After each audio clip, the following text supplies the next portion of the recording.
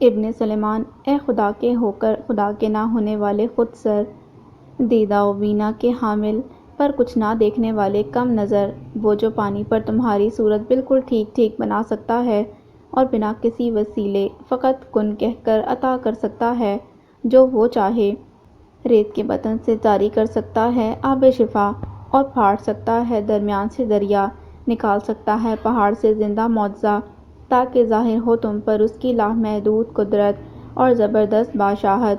تو اے ابن سلیمان، کیا ان میں سے تمہیں کچھ بھی یاد نہیں رہا جو متذبذب ہو اس کے آگے دامن پھیلائے؟ تب تم سے بڑا ظالم اور کون ہو سکتا ہے؟ ہائے اللہ عامر، مجھے لگتا ہے تمہارے بھائی نے مجھے دیکھ لیا تھا۔ پتہ نہیں آج ہر ایک شے سے اس کا جی اس قدر اچاٹ سا کیوں تھا، نہ جانے کیوں آج اسے کسی البم، کسی تصویر، حتیٰ کہ کسی یار تک میں دلچسپی محسوس نہیں ہو رہی تھی۔ شاید اس لیے کہ وہ جانتا تھا کہ یہاں سے آگے ان یادوں نے سفر نہیں بلکہ ہجر طے کیا تھا، صبر طے کیا تھا، جبر طے کیا تھا، اور منزل تھی کہ تاحال لاپتہ تھی۔ پروائے مجبوری کے کتاب عزیز سے ان ابواب کو اکھاڑ پھینکنا اس کے بس کی بات تو نہ تھی، سو دیکھنا پڑتا تھا انچاہا منظر بھی، اور اس وقت وہ چاروں ناچار ہی دیکھ رہا تھا۔ اس دن عیسیٰ کو بمشکل تمام کمرے میں بھیج کر عامر نے رینا کو فوراً گھر سے روانہ کر دیا تھا، اور اب وہ رات میں معمول کے مطابق فون پر اس سے گفتگو کرتے ہوئے خدشے کا اظہار کر رہی تھی۔ ہاں، عامر پرسوچ انداز سے ماتھا سہلاتا ہوا بولا۔ ہے تو وہ بہت تیز، شاید اسے کچھ احساس ہو گیا تھا، تبھی تو وہ خوامخواہ ڈائننگ روم میں بیگ رکھنے کے لیے گیا تھا، حالانکہ اسکول سے آ کر بیگ وہ ہمیشہ وہیں رکھا کرتا تھا، مگر چور کی داڑھی میں تنکا۔ ہائے میں مر گئی، وہ مصنوعی گھبراہٹ زدہ سے لہجے میں بن کر بولی۔ اب کیا ہوگا عامر؟ اب تو وہ گھر میں سب کو بتا دے گا اور ہمیں بدنام کرے گا۔ نہیں رینا، وہ شاطرانہ انداز سے مسکرا کر بولا، وہ ایسا کچھ نہیں کر سکے گا۔ تمہیں اس پر اتنا یقین ہے؟ وہ عجیب سے لہجے میں بولی۔ اس پر نہیں، خود پر، وہ کمینگی سے بولا۔ میں اسے اس قابل ہی نہیں چھوڑوں گا کہ وہ کسی کو کچھ بتا سکے۔ اچھا جی، اسے جان کر اچھا لگا، تبھی شوخی سے بولی، تو مجھے بھی بتاؤ اب ایسا کیا کرو گے؟ یہ تو ابھی نہیں جانتا، وہ گمبھیرتا سے بولا، پر کروں گا، کچھ نہ کچھ تو کروں گا ہی۔ یہ فون تمہیں سر عیسیٰ نے دیا ہے؟ رجا اس کی جانب سے ایک قطعی غیر متوقع جواب پا کر از حد بے یقینی سے بولی۔ فارسی تو نہیں بولی میں نے یہ۔ ایک تو وہ پہلے ہی خوفزدہ سی اور فکرمندی سے بے تحاشا دھڑکتے دل کو سنبھالتے ہوئے ادموئی ہوئی جا رہی تھی۔ مستعد رجا کے تفتیشی انداز میں کیے جانے والے پے در پے سوالات سے وہ بے انداز چڑھ کر بولی۔ ہاں، فارسی تو نہیں بولی، رجا نے ترنت صاف گوئی سے کہا، مگر کہ بہرحال تم نے ایک نہ سمجھ میں آنے والی بات کی ہے۔ اس میں نہ سمجھ آنے والی کون سی بات ہے؟ وہ رجا سے نظریں نہ ملاتے ہوئے تجاہل عارفانہ سے بولی۔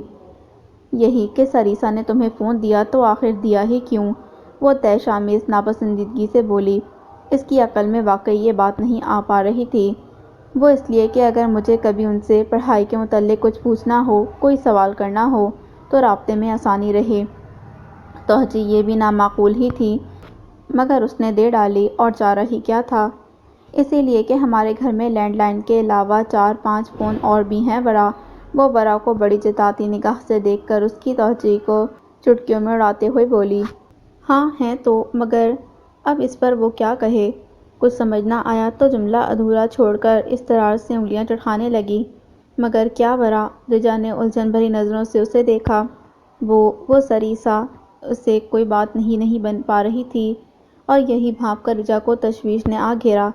ورا، وہ ورا کے چہرے سے معطر ہراس اور پریشانی دیکھ کر اس بار نسبتاً دوستانہ انداز میں حلاوت سے بولی۔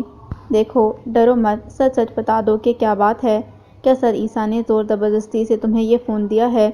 نہیں نہیں نہیں، اس نے بڑی تیزی سے نفی میں سر ہلاتے ہوئے جلدی سے کہا، ایسی کوئی بات نہیں۔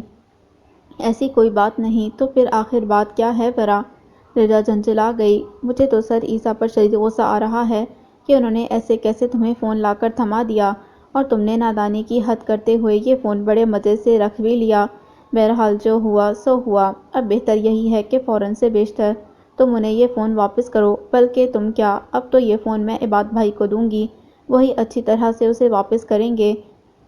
ارے ارے، وہ بستر پر پڑے فون کی جانب خطرناک عزائم سے بڑھتی رجا کے ارادے بھانپ کر برقی رفتاری سے فون اٹھا کر ہاتھ عقب میں لے جا کر گویا تڑپ کر بولی، خواہ عباد بھائی واپس کر دیں گے۔ یہ فون میرا ہے اور یہ فون میں کسی اور کو واپس نہیں کرنے دوں گی۔ پر ابھی تو تم کہہ رہی تھی کہ یہ فون سریسا نے تمہیں دیا ہے۔ رجا نے تیز نگاہوں سے اسے گھورا۔ ہاں، چونکہ عباد کا نام آنے پر اس کے دل میں اپنا جھوٹ پکڑے جانے کا خوف جاگزیر ہو گیا تھا، سو اس بار وہ جھوٹ بات بدلتے ہوئے بولی، لا کر انہوں نے ہی دیا تھا، پر ان سے منگوایا تھا میں نے خود منگوایا تھا۔ رجا تعجب سے بولی، پر ان سے کیوں منگوایا؟ اگر تمہیں فون چاہیے تھا تو گھر میں کسی سے بھی کہہ دیا ہوتا، کوئی بھی لا کر دے دیتا تمہیں۔ اسے حقیقتاً ورا کی اس حرکت پر حیرت کے ساتھ ساتھ افسوس ہوا۔ کوئی نہیں لا کر دیتا۔ وہ جو اب کسی حد تک خود پر قابو پا چکی تھی، لڑک کر بولی، کیوں نہیں لا کر دیتا؟ رجا نے تحیر سے سوال کیا تو وہ زہر خون سا مسکرا کر بولی، کیونکہ سب ڈرتے ہیں نانی بیگم سے۔ کیا تم نہیں جانتی کہ وہ لڑکیوں کو ذاتی فون لے کر دینے کی کتنی سخت مخالف ہیں؟ اور پھر بات اگر میری ہو تو اور بھی کٹھور بن جاتی ہیں۔ نہیں ورا، رجا اس کی بات سن کر تاثر سے بولی، وہ تمہارے معاملے میں کٹھور نہیں، حد سے زیادہ محتاط اور حساس ہیں۔ جانتی ہو کل جب امی بیگم نے انہیں تمہارے لیے آئے رشتوں کے بارے میں بتایا تو انہوں نے کیا کہا؟ جو بھی کہا ہو، مجھے جاننے میں دلچسپی نہیں۔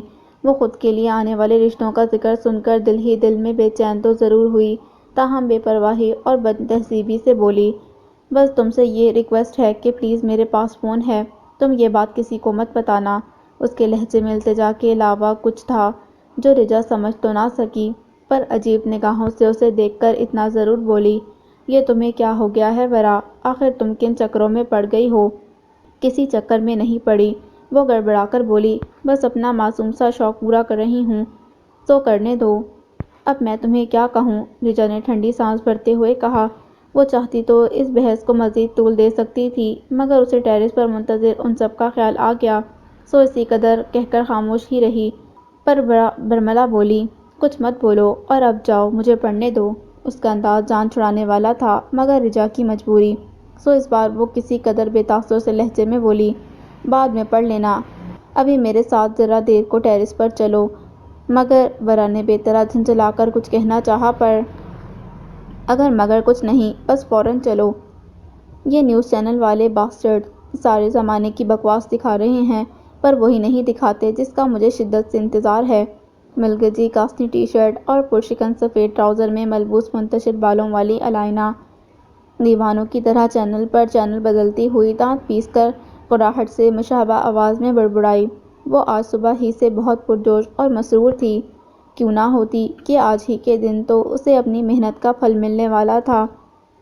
واٹ دی ہیل، کہیں سے بھی کوئی اطلاع نہیں آ رہی۔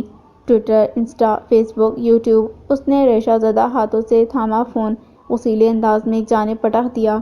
شام اب رات کو خوش آمدید کہہ کر دھرتی سے وداع لے رہی تھی، ایسے میں اس کی بے قراری حد سے سوا نہ ہوتی تو اور کیا ہوتا؟ اتنی بڑی خبر اور ایسا سناٹا! وہ الجھے بکھرے بالوں میں دونوں ہاتھوں کی انگلیاں پھنسا کر تفکر سے سوچے گئی، پر یہ کیسے ہو سکتا ہے؟ کہیں ایسا تو نہیں کہ اس کے ویل وشرز نے اس خبر کو رکوا دیا ہو؟ اس خیال نے وارد ہو کر اسے آتش فشاں بنا دیا۔ ہاں، ہو سکتا ہے، بالکل ایسا ہی ہوا ہوگا، وہ کھولتے دماغ سے سوچتی۔ سیفی کو فون ملا بیٹھی۔ جی، اب کیا ہوا؟ دوسری طرف فون سیفی نے اٹھا لیا، مگر آج اس کے لہجے میں نہ پہلے والی جی حضوری تھی نہ لحاظ، بلکہ وہ کچھ بیزار سا لگتا تھا۔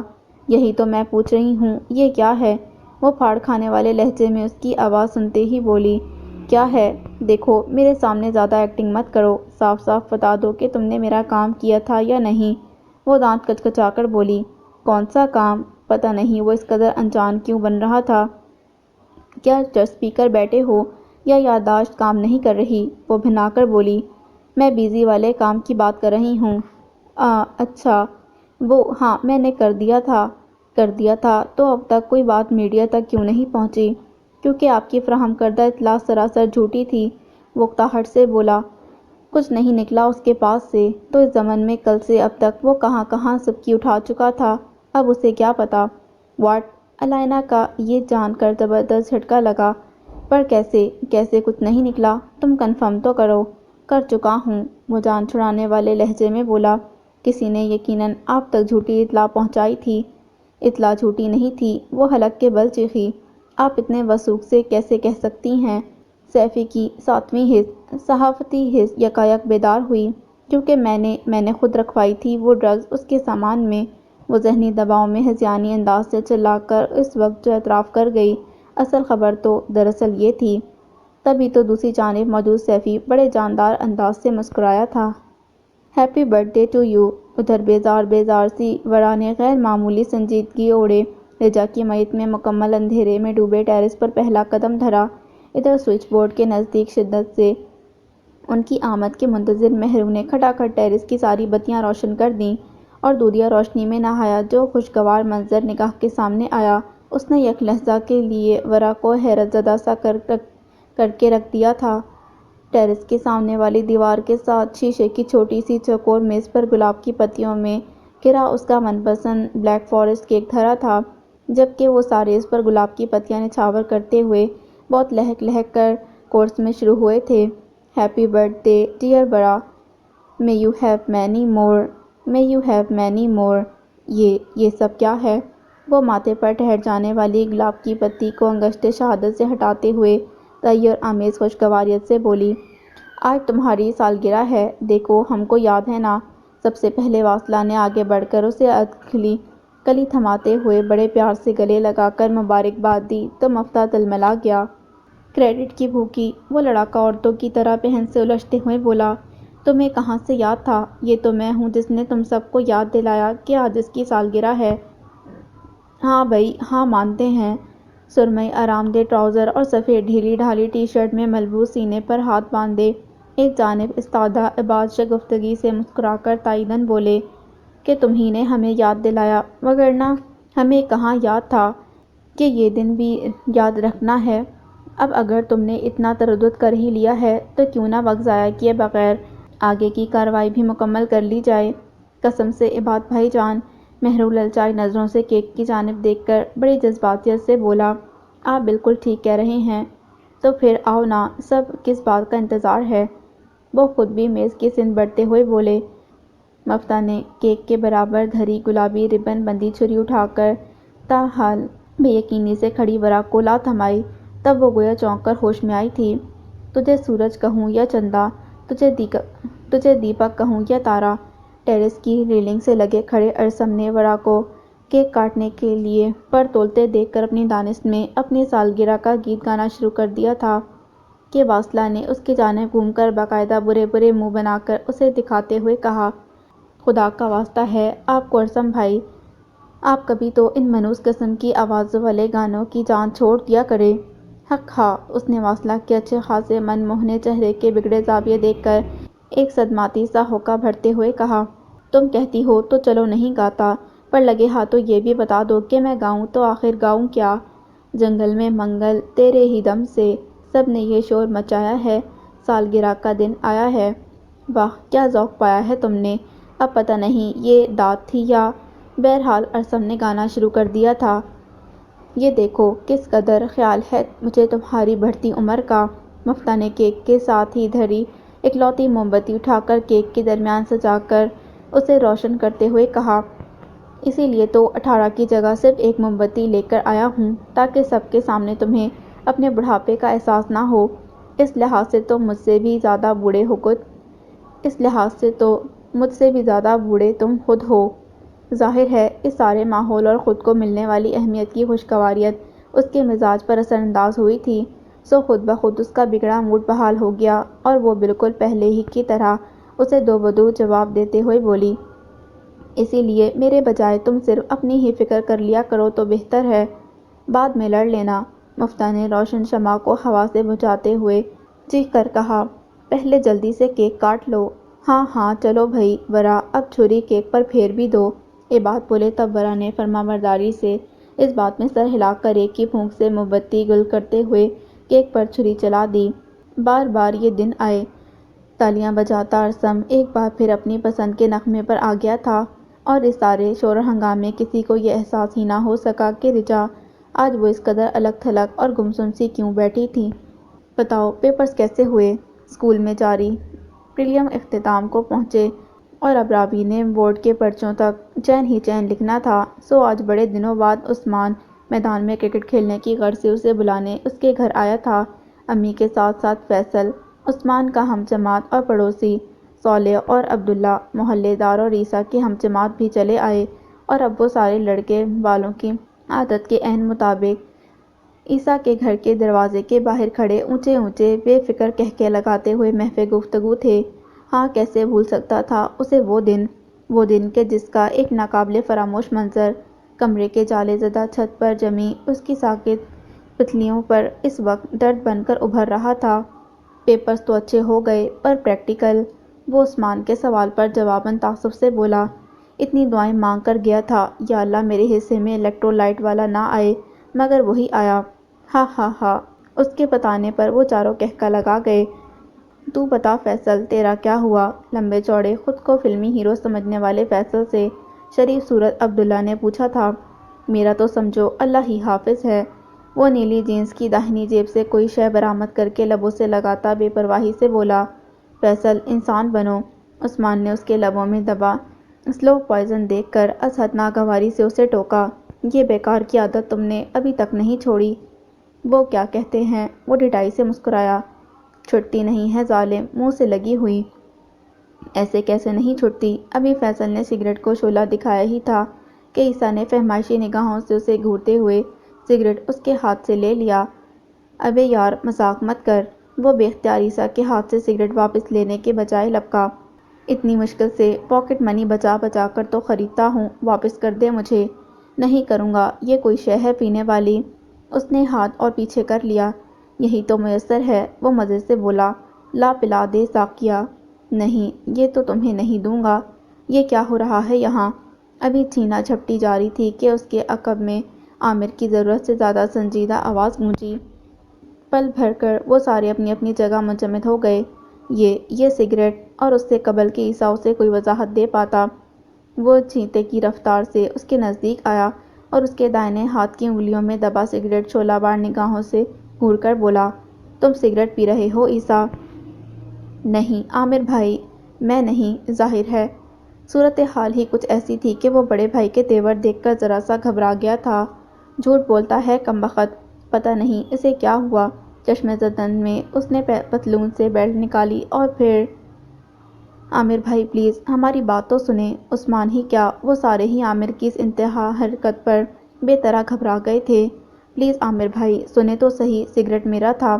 فیصل نے بتانا چاہا، مگر اس نے کسی کی ایک نہ سنی، بس اسے مارتا گیا۔ پر عیسیٰ کچھ نہیں بولا کہ صدمے سے گنگ ہو گیا تھا۔ کالی کالی زلفوں کے پھندے نہ ڈالو، ہمیں زندہ رہنے دو اے حسن والو۔ کیا مصیبت ہے؟ یہ دل نشیں نے فون بند کر دیا۔ سہراب جو ورا اور رجا کی گفتگو کا کچھ حصہ کال جاری رہنے کے باعث سن چکا تھا، لائن کٹ جانے پر ایک جھٹکے سے یوں اٹھ بیٹھا گویا کال نہیں، کسی نے اس کی شہرک کاٹ ڈالی ہو۔ آپ کے مطلوبہ نمبر سے ایک بار، دو بار، بار بار فون ملانے پر جب یہی ایک مشینی جواب دوسری طرف سے موصول ہوتا رہا، تب حقیقی معنوں میں اسے تشویش نے آ گھیرا۔ یہ بیزی فون کیوں بند کر کے بیٹھ گئی ہے؟ بیزی، کس قدر غیر رومانوی اور روح کا پھیکا سا نام ہے۔ اس نے ایسا منہ بنایا گویا حلق تک کڑوا ہو گیا ہو۔ خیر نام میں کیا رکھا ہے، جبکہ وہ خود سراپا گلستاں ہے۔ وہ چشمِ تصور میں اس کا سراپا دیکھ کر بے خود ہونے لگا۔ ہاں، میں نام بھی اس پری وش کو اسی جگہ ہی دوں گا، بس ایک بار میرے پاس، میرے گھر میں، میرے دل میں، میرے پہلو میں تو آ جائے۔ یہ خیال کچھ ایسا جان لیوا تھا کہ اس کا تنفس بے طرح زیر و زبر ہو گیا، پر اس کی ساری فکر اور پریشانی تو یہی تھی کہ اس موزوں خواہش کی تکمیل کے راستے میں کوئی اور نہیں، وہ خود سب سے بڑی رکاوٹ ثابت ہو رہی تھی۔ اور آج اس نے بہر صورت اسے رام کرنے کا عزم صمیم کر کے ہی فون پر اس سے رابطہ کیا تھا، اور اب وہ تھی کہ فون بند کر کے بیٹھ گئی تھی۔ کیا کروں؟ وہ ماہے بے آپ کی طرح اپنے بستر سے اٹھ کر کمرے میں چکرانے لگا۔ کیا اس کے گھر چلا جاؤں؟ پر وہاں جانا آسان کب ہے؟ نہ جانے اس وقت وہاں کیا صورتحال درپیش ہو۔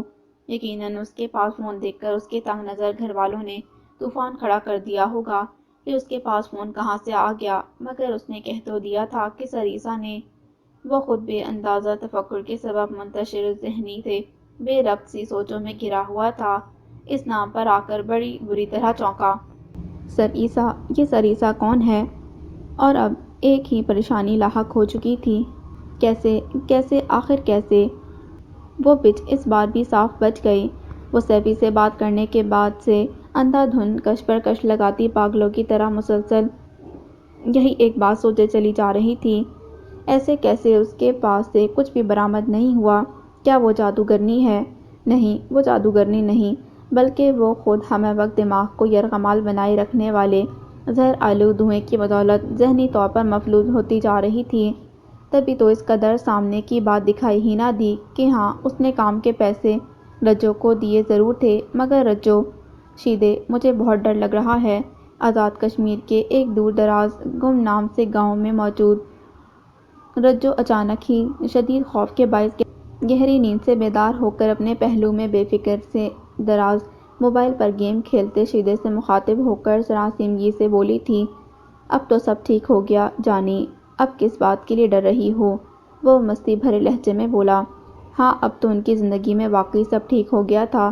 شیدے نے یہاں آ کر کریانے کی ایک چھوٹی سی دکان خرید لی تھی، ایک کمرے کا گھر بھی لے لیا تھا کرائے پر، اور نکاح تو خیر وہ دونوں وہیں کراچی میں کر چکے تھے۔ جب باجی کو پتہ چلے گا میں نے ان کا دیا سامان مالکن کے بیگ میں رکھا ہی نہیں، تب کیا ہوگا شیدے؟ جو بھی ہوگا اسے ہوگا، تجھے کس بات کی فکر؟ اگر انہوں نے ہمارے دھوکے کے بارے میں پولیس کو بتا دیا تو؟ وہ پریشانی سے بولی۔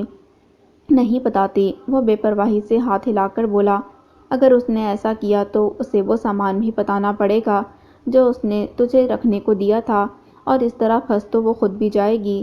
ہاں، یہ تو میں نے سوچا ہی نہیں، وہ اس بار قدرے شانت سی ہو کر بولی، تو شیدے نے فون رکھ کر اس کی جانب کروٹ لے لی۔ جب سوچنے سمجھنے کے لیے میں موجود ہوں تب تجھے سوچنے کی ضرورت بھی کیا ہے؟ بس تو مجھ سے پیار کیا کر، وہ شوخی سے بولا۔ تو رجو شرم سے دوری ہو گئی، چل ہٹ۔ سرپرائز برتھ ڈے کا ہنگامہ سرد پڑ چکا تھا، اور اب سب اپنے اپنے کمروں میں سونے جا چکے تھے۔ رات بھیگ رہی تھی اور اس کے ہمراہ رجا کی آنکھیں بھی۔ نہ جانے جلن کا کیسا احساس تھا جسے فی الوقت وہ کوئی بھی نام تو دینے سے قاصر تھی، مگر اتنا ضرور جان گئی تھی کہ کچھ ہے، کوئی ایسا جذبہ کہ جس نے اس کے نرمل کومل سے وجود کو اندیکھی آگ کے سپرد کر دیا ہے، اور وہ اس تپش کو سہار نہیں پا رہی تھی۔ اپنے محبوب کو کسی اور کی جانب ملتفت دیکھنا آسان بھی تو نہیں۔ وہ جو آنکھوں پر نازک کلائی رکھے نہ جانے کس بات پر مسلسل بے آواز روئے چلی جا رہی تھی، اپنے دل کی گہرائیوں سے اٹھتی اس آواز پر گھبرا کر اٹھ بیٹھی۔ ہاں، تمہارا رفیق، تمہارا ہمدم، تمہارا محبوب، تمہارا مفتاح۔ یا خدا، یا خدا! اس نام پر اس کا دل اس درجہ شوریدہ سری سے دھڑکا کہ بے اختیار اس نے لرز کر اپنے سینے پر ہاتھ دھر لیا۔ یہ کیا راز تھا جو اس پل اس پر منکشف ہو کر اس کا چہرہ گلنار کر گیا تھا؟ مفتاح، مفتاح، مگر مفتاح! ہاں مفتاح، وہی مفتاح کہ جس کے ساتھ ایک آنگن میں کھیل کود کر تم بڑی ہوئی ہو، پر تمہیں کبھی احساس ہی نہ ہو سکا کہ وہ تمہارے لیے کیا ہے، اور اب بھی نہ ہوتا اگر جو مفتاح کا جھکاؤ تمہیں ورا کی طرف محسوس نہ ہوا ہوتا تو۔ صرف جھکاؤ؟ اس کے ذہن میں مارسیاہ سا ایک خیال سرسرایا، یا پھر محبت؟ اس نے بے اختیار گردن موڑ کر اپنے بستر پر داہنی کروٹ لیے خوابیدہ اس رقیب کی جانب دیکھا جو روح سیاہ نہیں بلکہ چاند کو شرماتے روح روشن کی مالک تھی۔ اگر مفتاح سے محبت کر بیٹھا ہو تو اس کا دل اس خیال ہی سے بند ہونے لگا تو کیا ہوا؟ اس کے من بھیتر سے ایک بار پھر وہی آواز ابھری، ضروری تو نہیں کہ ورا بھی اس کے لیے وہی جذبات رکھتی ہو۔ ہاں، ضروری تو نہیں۔ بڑی چپتی نگاہوں سے ورا کے پشت تکتی رجا اس عرصے میں پہلی بار بڑے دل سے مسکرائی۔ بالآخر جذبات رقابت فاتح ٹھہرا۔ ورا کے پاس سر عیسیٰ کا دیا فون ہے، یہ راز اس نے سب سے مخفی رکھنے کا فیصلہ کر لیا تھا۔ ہائے رے بابو، یہ انعام دیے ہو تم ماں باپ کو لاڈ پیار کا۔ درد کا تسلسل تھا اگلا منظر، سو اس نے کرب سے آنکھیں بیچ لی تاکہ دکھائی نہ دے، پر وہ عامر نے محض اسے مارنے پیٹنے پر ہی اکتفا نہیں کیا تھا بلکہ فون کر کے ہنگامی بنیاد پر بالی اور شونا کو گھر طلب کر لیا تھا تاکہ اس کے کارنامے کی بابت ثبوت کے ساتھ انہیں بتا سکے۔ شونا کے تو چھوٹے بچے کی طبیعت ناساز تھی، سو وہ نہیں آ سکی۔ ہاں مگر بالی جو یوں بھی بات بے بات میکے آنے کی راہ تکا کرتی تھی وہ پشتم پشتم اپنے چاروں نمونے لیے حاضر تھیں، اور اب عامر کی زبانی سارا قصہ جان لینے کے بعد دائیں رخسار پر ہاتھ رکھ کے حیرت سے مر جانے کا تاثر دیتی ہوئی بالمقابل سر جھکائے نیلو نیل پشت اور انتہا کو پہنچے ضبط کے باعث لہو رنگ آنکھیں لیے بیٹھے عیسیٰ سے ملامتی لہجے میں مخاطب تھیں۔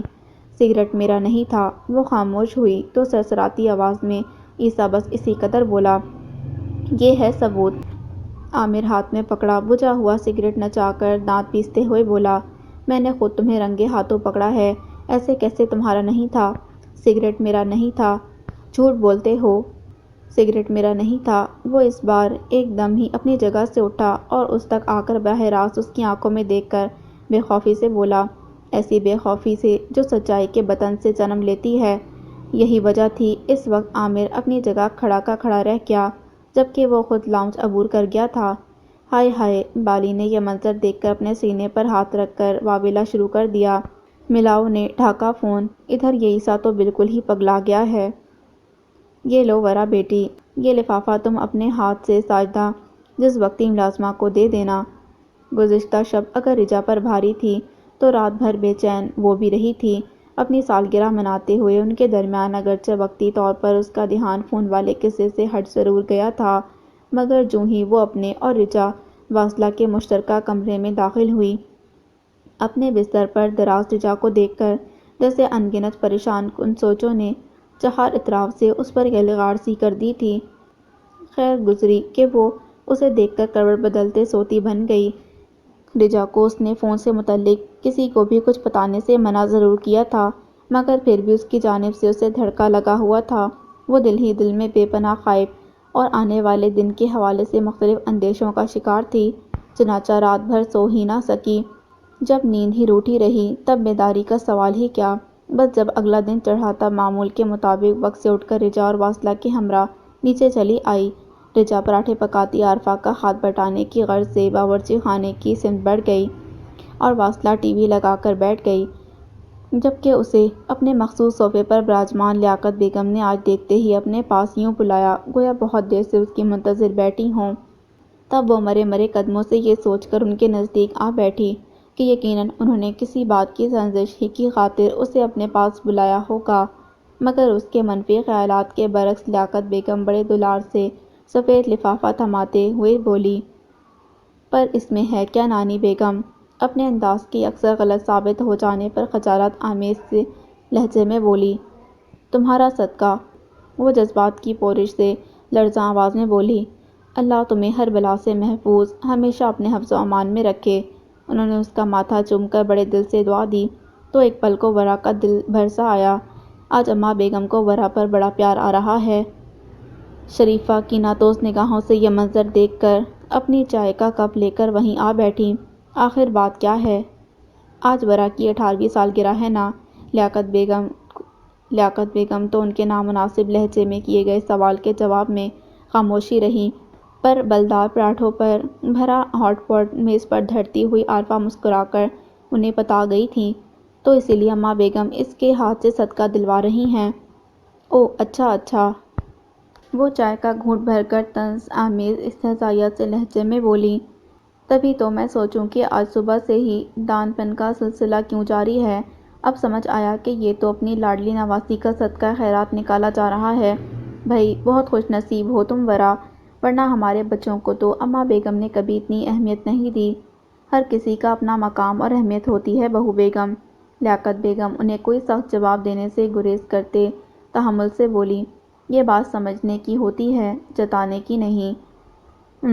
وہ کیا؟ لیاقت بیگم کے جواب پر سلگ کر نخوت سے سر جھٹکتے ہوئے مدھم آواز سے چلتے ٹی وی کی جانب متوجہ ہو گئیں، صدقہ تو دے دیا آپ نے اس کا۔ پانی کا جگ گلاس وغیرہ میز پر رکھتی عارفہ نے لیاقت بیگم کی جانب دیکھ کر دلچسپی سے پوچھا، اب اسے تحفہ کیا دیں گی؟ ایسا کریں دادی بیگم کہ اسے تحفے میں فون دے دیں۔ رجا جو ظاہر ہے باورچی خانے میں موجود ہونے کے سبب یہاں جاری تمام تر گفتگو سن چکی تھی، چائے کی ٹرے لا کر میز پر دھرتے بڑے عجیب سے لہجے میں ایک دم بولی، تو ورا نے دہل کر اس کی شاکی نظروں سے دیکھا۔ دیکھ وہ بھی اس کی جانب رہی تھی، چنانچہ نظر ملنے پر کندھے اچکا کر لطف لینے والے انداز سے مسکرا دی۔ ورا کو تاؤ تو بہت چڑھا، تب اس وقت وہ اسے کوئی بھی جواب دینے کا خطرہ مول نہیں لے سکتی تھی، سو چپ ہی رہی۔ پر لیاقت بیگم کو رجا کی صلاح ایک آنکھ نہ بھائی تھی، سو فی الفور ناگواری سے بولی، نہیں بیٹی، اس منہ شیطانی آلے کا بھلا بچیوں کے پاس کیا کام؟ لیاقت بیگم کے اس قطعیت بھرے جواب پر ورا نے بہت جتاتی نظروں سے ایک بار پھر رجا کی جانب یوں دیکھا، گویا بزبان نگاہ کہہ رہی ہو، دیکھا میں نہ کہتی تھی۔ پر رجا اس بار ورا کے بجائے ناشتے کی میز پر برتن سجانے میں ہمہ تن متوجہ تھی، یا اللہ جانے دیدہ دانستہ اس کی صرف نظر کرنے سے گریزاں تھی۔ بہرحال تحفے کی بابت دلچسپی سے اگلا سوال عارفہ نے لیاقت بیگم سے پوچھا، تو پھر کیا دے رہی ہیں آپ اسے تحفے میں؟ یہ دیکھو۔ وہ جواباً اپنے ململ کے دوپٹے کا پلو کھول کر اس میں سے ایک چھوٹی سی میرون مخملی ڈبیا برآمد کرتے ہوئے بولی، یہ انگوٹھی میں نے اپنی زہرہ کو اس کی 18ویں سالگرہ پر بطور خاص سعودیہ سے منگوا کر دی تھی۔ ماشاءاللہ بہت ہی حسین ہے اماں بیگم۔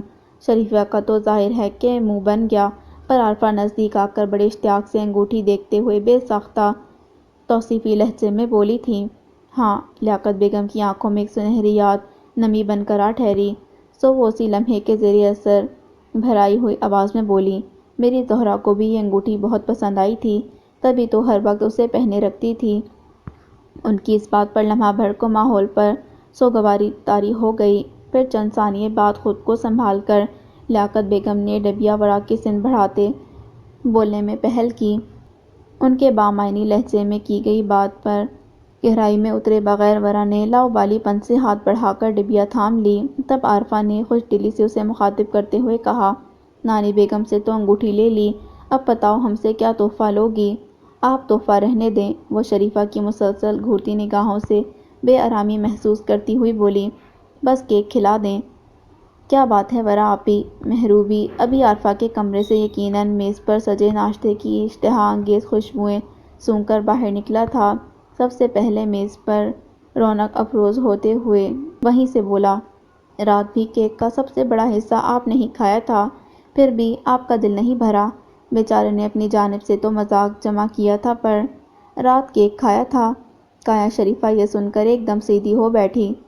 پر کیک کون لایا تھا؟ مفتاح بھائی، وہ ہاٹ پاٹ سے پراٹھے نکالتے بڑے مزے سے بولا، انہوں نے ہی تو ورا آپی کی سرپرائز برتھڈے ارینج کی تھی۔ اب لاکھ رجا واصلہ، یہاں تک کہ ورا نے بھی اسے اشارے کیے، مگر بے سود کہ جب کھانا سامنے ہو تو دنیا کی کوئی طاقت اس بھوکے بھالو کی توجہ اپنی جانب مبذول نہیں کروا سکتی تھی۔ نتیجتاً تیر کمان سے نکل گیا۔ کل دعا کی بابت جو لیکچر آپ نے دیا، مجھے اس سے کچھ اختلاف ہے۔ آتش کدے کے کتب خانے میں دھری اپنوسی آرام دہ کرسی پر براجمان آتش حالیہ واقعے سے از حد فکر مند اور ہراساں بیزی کا فون سن کر سر دست فارغ ہوا ہی تھا کہ تبھی اپنا مخصوص بے ترتیب حلیہ اور وحشت زدہ نگاہیں لیے شرر چلا آیا، اور آتے ہی بنا الیک اس کے سامنے پڑے صوفے پر بیٹھتا، یوں گویا ہوا جیسے کل سے اب تک وہ اسی متعلق غور و فکر کرتا رہا ہو۔ ارشاد ارشاد، میں ہمہ تن گوش ہوں۔ آتش فون اپنی گود میں رکھ کر خوش آمدیدی انداز سے مسکرا کر بولا تھا، اگر دعا کی کوئی اہمیت ہی نہیں تو کیوں اس کی اس قدر ترغیب دی گئی ہے؟ وہ الجھن زدہ سے لہجے میں بولا تھا، تھراپی۔ وہ کرسی کو ہولے سے جھلا کر اطمینان سے مسکراتے بولا، یہ صرف تھراپی ہے انسانی ذہن کو پرسکون کرنے کے لیے، تو کیا دعا کارگر نہیں ہوتی؟ وہ جیسے تعصب سے بولا تھا، تم بتاؤ کیا تمہارے معاملات میں کبھی یہ کارگر ثابت ہوئی؟ وہ اندر تک اترتی نگاہوں سے اسے دیکھ کر بولا۔ وہ اس کو اپنے مقصد کی طرف لانا چاہتا تھا۔ یہ کیسا سوال تھا جو اسے لاجواب کر گیا؟ تمہاری خاموشی کو تمہارا جواب سمجھوں؟ مسلسل مسکرانا آتش تیقن سے بولا۔ نہیں، شرر نے سر ہلایا، میری خاموشی بھی ایک سوال ہے کہ جب دعا کا کوئی وجود ہی نہیں تب سمجھ گیا۔ آتش کی گہری نگاہوں میں وہی مخصوص چمک آ ٹھہری جو ناقابل فہم تھی۔ آگے بات کرتے تمہیں خوف آتا ہے تو شرر صاحب بس اتنا سمجھ لیجئے کہ جو کچھ ہے وہ آپ کی اپنی ذات سے ہے، اس سے باہر کچھ نہیں، اور یہ باریک بات جو ہی آپ کی عقل میں سما گئی وہیں سے آپ کی ترقی کا سفر شروع ہو جائے گا۔ اور عظیم آتش کی نظر میں ترقی کسے کہتے ہیں؟ میری نظر کو چھوڑو، تم بتاؤ، آتش پرلطف لہجے میں بولا۔ تمہاری نگاہ میں کامیابی کا مفہوم کیا ہے؟ شاید دولت یا پھر عزت، وہ بے یقینی سے بولا، یا پھر گمشدہ ہر شے کا واپس مل جانا؟ بس یہی۔ آتش نے اس کی پرواز پر تعصب سے اسے دیکھا۔ کیا ان سب کا حصول آسان ہے؟ شرر نے طنزیہ نگاہوں سے اسے دیکھا۔ یہ میں نے کب کہا؟ وہ گمبھیرتا سے بولا۔ دشواریوں سے گزرے بغیر منزل کب ملتی ہے؟ پر اس بات کا یقین کیسے ہو کہ دشواریوں سے گزر کر منزل بالآخر مل ہی جائے گی؟ ہو جائے گا، اس بات کا یقین بھی ہو جائے گا۔ وہ مدبرانہ انداز سے گردن ہولے ہولے ہلا کر گویا اسے تسلی دیتے ہوئے بولا، تم یوں کرو کہ اس ہفتے سے میری خاص الخاص نشست میں شرکت کر دو۔ وہ یہ دعوت بھی ہر کس و ناقص کو نہیں دیتا تھا، اور اگر اس نے شرر کو مدعو کیا تھا تو یقیناً بہت کچھ سوچ کر ہی کیا تھا۔ خاص الخاص نشست؟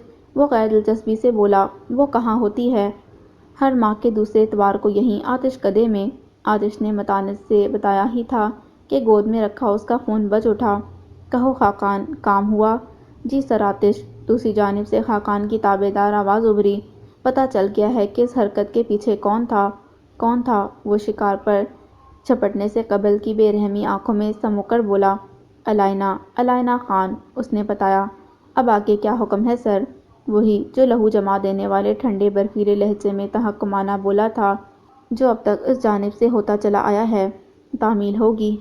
کبھی ماں کے لیے تو کیک کا ایک ٹکڑا تک لانے کی توفیق نہیں ہوئی، اور اس آفت کی پڑیا کے لیے پورا کیک اٹھا لایا۔ کمان سے نکلا تیر ٹھیک نشانے پر لگا تھا۔ یوں غصے سے بھری شریفہ اس وقت مفتاح کے کمرے میں کھڑی گرج رہی تھی۔ کیا ہوا؟ آج صبح کا نکلا مفتاح اب سے کچھ دیر قبل ہی گھر لوٹا تھا اور اب نہانے کی غرض سے غسل خانے کی سمت بڑھ ہی رہا تھا کہ اچانک ہی والدہ محترمہ نے کمرے میں داخل ہوتے ہی گولہ باری شروع کر دی۔ تم لوگوں نے تو چھپانے کی بہت کوشش کی، وہ بے انتہا ناراضی سے بولی، پر مجھے بتا دیا مہروں نے۔ میں پوچھتی ہوں کہ یوں چوری چھپے اس ورا کی بچی کی سالگرہ منانے کی ضرورت ہی کیا تھی؟ اوہ تو یہ بات ہے۔ موٹے گلگلے، تجھ سے تو میں اچھی طرح نپٹوں گا۔ دل ہی دل میں مہروں کو سلواتے سناتا مفتاح والدہ کا چڑھا پارا نیچے لانے کی غرض سے دھیمے لہجے میں بولا، نہیں نہیں، کسی سے چوری چھپے نہیں، وہ تو ہم سب اسے سرپرائز۔ بھاڑ میں گیا سرپرائز، وہ کھول کر بولی۔ میں پوچھتی ہوں کہ تم کیک لے کر آئے تو آخر لائے ہی کیوں؟ کون سا میں اپنے پیسوں سے لے کر آیا تھا؟ وہ روانی سے کہہ گیا۔ تو پھر کس کے پیسوں سے لے کر آئے تھے؟ انہوں نے شعلے اگلتی نگاہوں سے اسے گھور کر پوچھا۔ وہ ظاہر ہے اس سوال کا جواب تو اس کے پاس امانت تھا، سو وہ بات بناتے ہوئے بولا، ہم سب نے ملائے تھے تھوڑے تھوڑے پیسے، مگر خریدنے تو تم ہی گئے تھے نا۔ اب اس میں کیا مسئلہ ہے؟ وہ حیران ہوا۔ دیکھو مفتاح، وہ دانت کچکچا کر بولی، میں صاف صاف بتا رہی ہوں کہ مجھے ورا ایک آنکھ نہیں بھاتی، جسے دونوں آنکھوں سے بھاگ گئی ہے، اس کا کیا ہوگا کالیا؟ کسے؟ انہوں نے مفتاح کی اس بات پر قہربار نگاہ سے اس کی جانب یوں دیکھا گویا انہیں اس بات کا اندیشہ ہو۔ کس کی بات کر رہے ہو؟ صاف صاف نام لو نا۔ نام لینے کا بھی وقت نہیں آیا تھا، سو انہیں ٹالنے کی غرض سے دانستہ لہجے کو غیر سنجیدہ بنا کر بولا، میں کسی کی بھی بات نہیں کر رہا پیاری ماں، بس اتنا کہہ رہا ہوں کہ آپ خواہ ناراض ہو رہی ہیں۔ خواہ ناراض نہیں ہو رہی، جس بات کا مجھے خدشہ ہے وہ ابھی تم نہیں سمجھو گے۔ ظاہر ہے ایک ہی گھر میں رہتے ہوئے وہ ورا کے لیے آنے والے رشتوں پر لیاقت بیگم کے جواب سے کیسے انجان رہ سکتی تھیں؟ جب میں ابھی اتنا سمجھدار ہوا ہی نہیں تو آپ کیوں بلا وجہ اپنی انرجی ویسٹ کر رہی ہیں میرے اوپر؟ وہ بے چارگی سے بولا، کوئی تحفہ وفا بھی دیا ہے اسے؟ انہوں نے ٹوہ لینے والے لہجے میں پوچھا۔ پیسے ہی نہیں تھے؟ وہ تو یہی سمجھ رہا تھا کہ یہ جواب دے کر میں بچ جاؤں گا، مگر یقیناً اگر ہوتے تو تحفہ بھی دے دیا جاتا۔ وہ پھنکاری، ماں، میری پیاری ماں، یہ دیکھیں میرے بندھے ہوئے ہاتھ۔ اس نے اس پیشی پر تنگ آ کر شریفہ کے سامنے باقاعدہ ہاتھ جوڑ دیے، اور مجھے معاف کر دے، اس ورا کے لیے اب تم اپنی ماں سے بدتمیزی کرو گے؟ ماں پلیز۔ اتنی دیر سے ہلکے پھلکے پیرائے میں بات کو سنبھالنے کی کوشش کرتا مفتاح بالآخر سے جھونک کر سنجیدگی سے بولا، بلا وجہ بات کو غلط رخ سے مت لے جائیں۔ ہاں بولو بولو، وہ جاہل خواتین کی طرح چلاتے ہوئے بولی، تم بھی اپنی دادی بیگم کی زبان بولو، مگر اتنا یاد رکھنا کہ جو تم سب مل کر کرنا چاہ رہے ہو نا، میں وہ ہونے نہیں دوں گی۔ وہ انگلی اٹھا کر اسے متنبہ کرتے ہوئے پلٹ کر کمرہ عبور کر گئیں۔ تب وہ سر پکڑ کر دھم سے بستر پر گر گیا۔ جذبے اگر سچے ہوں تو ہونی ہو کر رہتی ہے۔ دیکھتے ہیں ماما آپ کی ضد بڑی ہے یا کیسے ہو؟ درد و پہم سے نبرد آزما وہ نڈھال ہو کر اب سونا چاہتا تھا۔ چنانچہ اپنے بستر سے اٹھ کر سامنے پڑی سال خوردہ میز تک آیا اور وہاں رکھا خواب آور دوائی کا پتہ اٹھا کر ابھی اس میں سے ایک گولی نکال کر ہتھیلی پر رکھے اسے نگلنے کو تیار تھا کہ مان اس کی سماعت نے کہیں دور سے آتی ایک ہمدردی سے لبریز شناسہ آواز وصول کی، اچھا ہوں۔ دوسری آواز خود اس کی تھی اور وہ اس وقت محلے کے درمیان میں نیچے گھاس پر سر جھکائے عثمان کے بالمقابل بیٹھا تھا۔ یہ عثمان ہی تھا جو بصد اصرار اسے آج یہاں لے آیا تھا، وگرنہ عیسیٰ نے تو اب مارے شرم کے گھر سے باہر نکلنا تقریباً ترک کر دیا تھا۔ ہاں وہ تو خیر تم ہو، عثمان دھیرے سے مسکرا کر تائیداً بولا تو اس نے بے اختیار گردن اٹھا کر عثمان کے چہرے کی سمت دیکھا۔ کیا واقعی وہ آج کل عامر کی مہربانی سے ہر طرف سے اتنی لعن طعن سن رہا تھا کہ اسے حقیقتاً عثمان کے بیان پر شک گزرا۔ ہاں واقعی یار، عثمان اس بار اپنی بات کی سچائی ثابت کرنے کی غرض سے گردن زور زور سے اس بات میں ہلا کر بولا تھا۔ کیوں کیا ہوا؟ کچھ نہیں، وہ گردن دوبارہ جھکا کر اضطراری انداز سے گھاس نوچ نوچ کر دور پھینکتے ہوئے انتہائی بے دلی سے بولا، دیکھو عیسیٰ۔ چند ثانیہ توقف کے بعد عثمان اس کے کندھے کو نرمی سے دبا کر سمجھانے کی غرض سے بولا، اس روز جو کچھ عامر بھائی نے طیش میں آ کر ہم سب کے سامنے تمہارے ساتھ کیا وہ غلط ضرور تھا، مگر خود کو ایک بار ان کی جگہ رکھ کر سوچو، وہ تمہارے بڑے بھائی ہیں، گھر والوں کی غیر موجودگی میں تمہارے سرپرست غالباً دباؤ کی وجہ سے وہ غلط فہمی میں کچھ زیادہ ہی سخت رد عمل دے بیٹھے۔ اچھا، اس کی اس لمبی سی تقریر کے جواب میں عیسیٰ کے پاس کہنے کو فقط یہی تھا۔ کیا اچھا یار، عثمان ذرا خفگی سے بولا، تمہارے ساتھ کچھ انوکھا نہیں ہوا؟ مار اپنے بڑوں سے ہم سب نے ہی کھا رکھی ہے اور تم تو ایسے منہ لٹکائے پھر رہے ہو جیسے تمہارے ساتھ پتہ نہیں کیا ہو گیا ہو۔ ہم سب تمہاری کمپنی مس کر رہے ہیں۔ فیصل کا خیال ہے کہ اسے تمہارے گھر آ کر عامر بھائی سے اس کی کوئی ضرورت نہیں۔ وہ عثمان کی بات مکمل ہونے سے قبل بے تاثر سے لہجے میں بول اٹھا، ضرورت کیوں نہیں؟ عثمان بولا، اچھا ہے نا بات کلیئر ہو جائے گی۔ نہیں ہوگی۔ وہ کیوں؟ عثمان نے ناسمجھی سے اس کا سپاٹ چہرہ دیکھا۔ کیونکہ وہ بات کو کلیئر کرنا چاہتے ہی نہیں ہیں۔ اس بار اس کے لہجے میں کچھ چڑکھا تھا۔ کیا پتہ تھا؟ ارے نہیں یار، عثمان اس کی بات پر یقین نہ کرتے ہوئے بولا، ابھی تم خفا ہو ان سے اسی لیے ایسا سوچ رہے ہو۔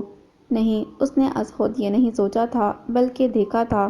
اس نے دیکھا تھا عامر کی شاطر آنکھوں میں ایک ایسا سر تاثر جیسے فی الوقت خود ہی نہ سمجھنے سے قاصر تھا تو کسی اور کو کیا سمجھاتا۔ سو ایک اچھا دوست ہونے کے ناطے عثمان اسے جو کچھ بھی کہہ رہا تھا وہ لب بستہ سنے گیا کہ فی الحال اس کے پاس کہنے کو کچھ تھا بھی نہیں۔ سمجھ سکے نہ لوگ سیانے، عشق کا رتبہ عشق ہی جانے۔ وہ 120 کی رفتار سے کار چلاتا رہا کہ جب اس نے اپنا مسلسل بجتا فون کرتے کی جیب سے نکال کر دیکھا اور اسکرین پر چمکتا دشمن جاں کا نام دیکھ کر جھٹ فون کان سے لگا کر بولا، کہاں ہو راگنی؟ وہ سراپا بے قرار تھا۔ جانتی ہو میں کل رات سے کس قدر پریشان تھا؟ ہاں مجھے اندازہ تھا۔ اس کے مضطرب لہجے کی تڑپ کا اثر بڑا اپنے دل میں محسوس کرتے ہوئے مدھم آواز میں بولی، وہ سارا دن اس کے متعلق سوچ سوچ کر فکر مند ہی رہا تھا مگر کیا کرتی کہ رابطہ کرنے کا موقع تو رات کو ہی ملنا تھا۔ اندازہ تھا، وہ بے پناہ خفگی سے بولا، پھر بھی 24 گھنٹے بعد رابطہ کر رہی ہو۔ تم جانتے ہو میری مجبوریاں، وہ رہان سی ہو کر بولی، خود شناختہ ہیں۔ وہ ترنت بولا، ورنہ میں تو تم سے کہہ رہا ہوں کہ آج بلکہ ابھی اس گھر سے نکلو۔ کیا بات کرتے ہو سہراب؟ وہ اس کے لہجے کی گمبھیرتا پر سٹپٹا گئی، ایسے کیسے نکل آؤں؟ وہ سب میں نہیں جانتا۔ وہ سامنے موجود گاڑی کو اوورٹیک کرتے ہوئے بولا، لیکن اگر تم ارادہ کر لو تو کچھ ایسا مشکل کام بھی نہیں، اتنا آسان بھی نہیں۔ وہ برا مان گئی، ہاں تمہارے لیے، کیونکہ تم مجھ سے محبت جو نہیں کرتی۔ اس نے بڑے موقع سے پتہ پھینکا تھا، نہیں یہ بات تو نہیں۔ وہ تیزی سے کہہ گئی، مگر پھر فوراً ہی ایک دم چپ سی ہو گئی۔ یعنی کرتی ہو؟ وہ مشتاق لہجے میں بولا تھا۔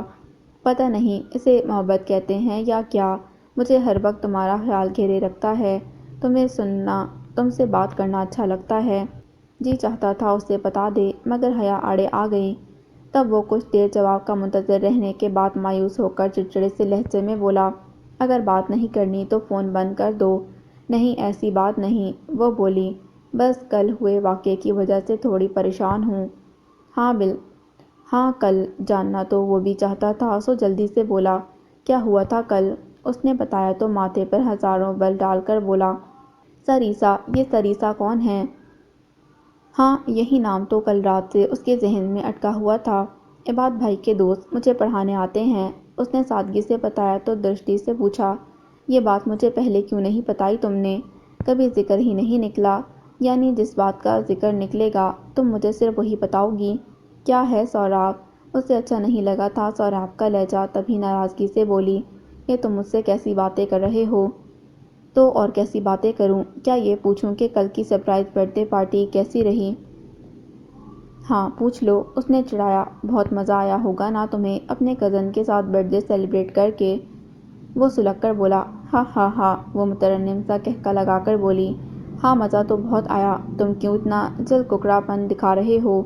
ملنے آ جاؤ مجھ سے۔ بالآخر وہ گاڑی ایک جھٹکے سے بیچ سڑک پر روکتا ہوا بولا، میں بھی تو سیلیبریٹ کرنا چاہتا ہوں اپنی جان من کی سالگرہ۔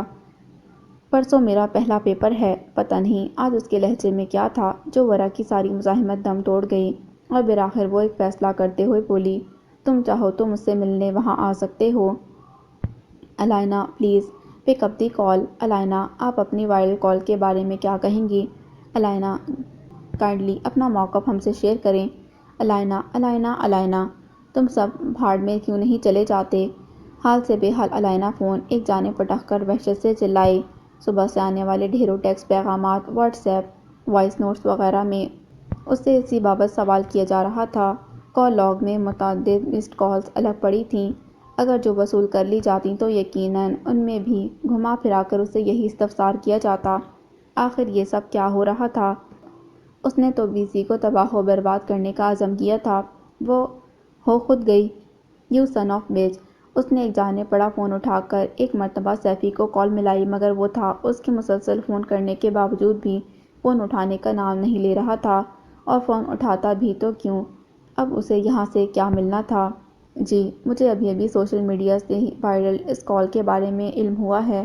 سامنے لگے نیوز چینل پر ابھی نیوز کاسٹر نے بیزی کو لائن پر لے کر الائنا کی وائرل کال کے بارے میں اس کا موقف جاننے کی کوشش کی تھی، اور وہ جواباً بڑے محتاط نپے تلے سے مگر محسوس کیے جانے والے مطمئن اور سرشار سے لہجے میں بولی تھی، جی تو کیا کہیں گی آپ اس کال کے بارے میں؟ نیوز کاسٹر جاننے کو بےتاب تھا۔ میں کیا کہہ سکتی ہوں سوائے اس کے کہ میں تو حیران ہوں کہ کیا کوئی پروفیشنل جیلسی میں اس حد تک بھی جا سکتا ہے۔ ڈسگسٹنگ۔ مگر ابھی اس کال کے سچے یا جھوٹے ہونے کا فیصلہ باقی ہے۔ نیوز کاسٹر بھس میں چنگاری ڈال کر دوسری جانب کھڑا ہوا بولا تھا، جب کیس کورٹ میں جائے گا تب فورنسک سے دودھ کا دودھ اور پانی کا پانی ہو جائے گا۔ یعنی آپ الائنا خان کے خلاف کورٹ میں کیس فائل کرنے جا رہی ہیں؟ نیوز کاسٹر نے سنسنی خیز لہجے میں پوچھا۔ جی بالکل۔ وہ ہنوز اطمینان بھرے لہجے میں یوں بولی گویا آگے کا تمام تر راہ عمل طے کر چکی ہو۔ میرے کیریئر کو تباہ کرنے کے لیے اتنی بڑی سازش رچائی گئی، اب کورٹ میں جانا تو میرا حق ہے۔ بیزی کی بات ابھی جاری تھی کہ الائنا نے قریب رکھی ماربل کی ایش ٹرے اٹھا کر LED اسکرین پر دے ماری کہ اس سے زیادہ سننے کی اس میں تاب نہ تھی۔ ٹوئٹر پر اس کے خلاف #شیم آن یو کا ٹرینڈ تیسرے نمبر پر تھا۔ انسٹا پر اس کی بربادی کے لوگ ملامتی ویڈیوز بنا کر ڈال رہے تھے۔ یوٹیوبرز نے سنسنی پھیلائی ہوئی تھی، تو ایسے میں تنہا وہ کس کا مقابلہ کرتی؟ اور پھر بیزی کا اسے کورٹ میں گھسیٹنے کا فیصلہ؟ نہیں یہ نہیں ہو سکتا، مگر یہ ہونے جا رہا تھا، اور اب اس کے پاس نجات کا فقط ایک ہی راستہ باقی بچا تھا، فقط ایک ہی راستہ۔